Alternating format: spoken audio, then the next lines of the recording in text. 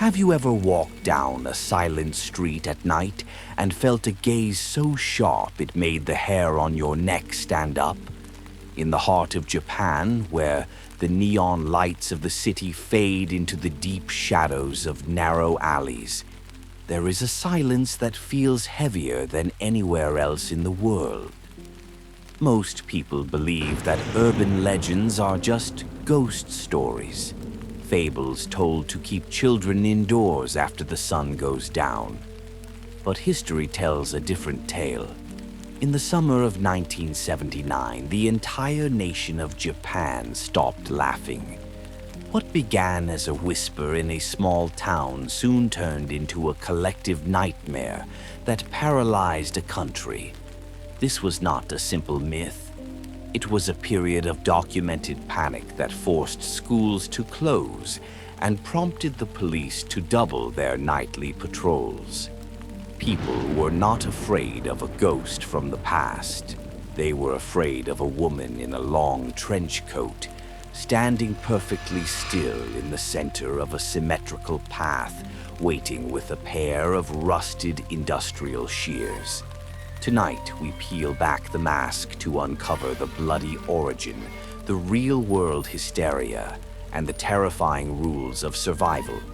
Prepare yourself. In this world of perfect shadows and sharp edges, the question she asks is a trap with no easy escape. This is the deep lore of Kuchisake-onna, the Slit-Mouthed Woman. Watch closely, because once you see what is behind the mask, there is no turning back. To find the root of this nightmare, we must travel back hundreds of years, long before the neon lights of Tokyo existed. We must enter the shadows of ancient Japan, a world of strict honor, hidden betrayals, and sharp steel. The legend of Kuchisake-onna begins with a woman of breathtaking beauty. In many versions of the tale, she was the wife of a high-ranking samurai. Her grace was celebrated by all who saw her, but her beauty became a cage. Her husband was a man consumed by a silent, poisonous jealousy. He watched every gaze that fell upon her, convinced that such perfection could never be faithful. One night, driven by a paranoid rage that no words could settle, the samurai drew his katana. He did not seek to take her life. He sought to destroy the very thing that defined her.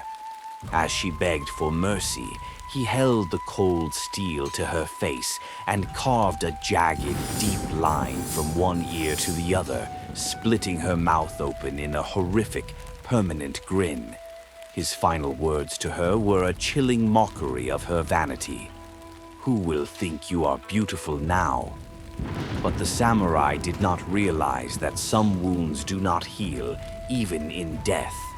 The woman's vanity and pain transformed into a powerful, vengeful energy known as an onryo. She died in agony, but her spirit remained anchored to our world, trapped in the moment of her mutilation. She became a wanderer of the boundaries, a phantom destined to repeat her tragedy through a single lethal question. The beauty was gone, replaced by a hunger for a reflection that matches her own ruined face. For centuries, the story of the Slit-Mouthed Woman remained a ghost story, a whisper from a forgotten era.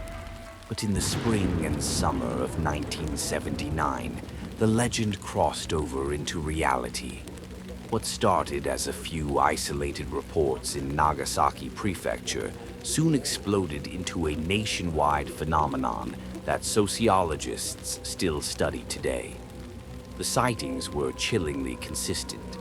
Children walking home from school reported seeing a tall woman in a long, tan trench coat, her face hidden behind a white surgical mask.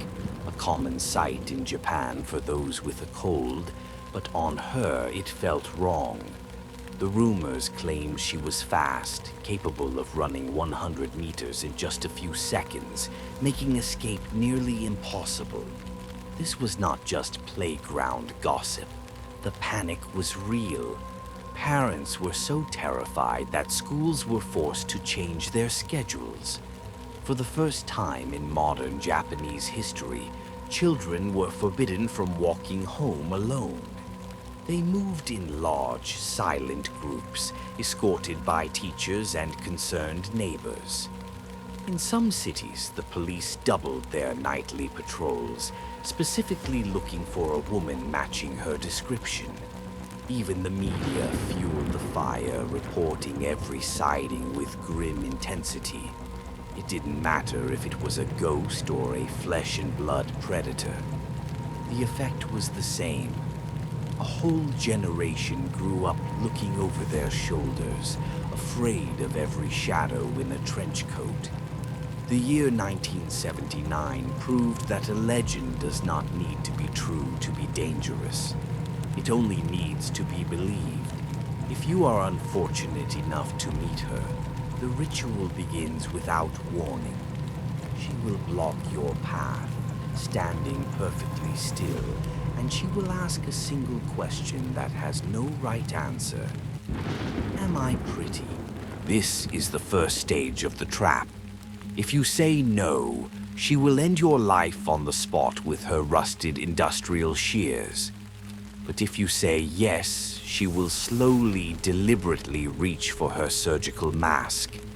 She will pull it away to reveal a mouth that has been torn open from ear to ear, exposing rows of sharp teeth and raw, jagged flesh. She will lean in close, the smell of old blood and cold steel filling the air. And she will ask again, her voice a wet, rasping whisper. How about now? If you scream or say no this time, she will cut you in half. If you say yes again, she will be kind enough to make you as beautiful as she is. She will use her blades to carve your face, giving you a permanent, bloody smile that matches her own. There are only a few ways to survive this encounter, and they all involve confusing her. Some say you must answer that she is average or so-so. This confuses her long enough for you to run. Others claim you should throw hard amber candy, known as Beko Ame, at her feet, or repeat the word pomade 3 times. These strange loopholes are the only thin line between life and a horrific transformation. But in that moment of pure terror, when the steel is at your throat, will you be able to remember the right words?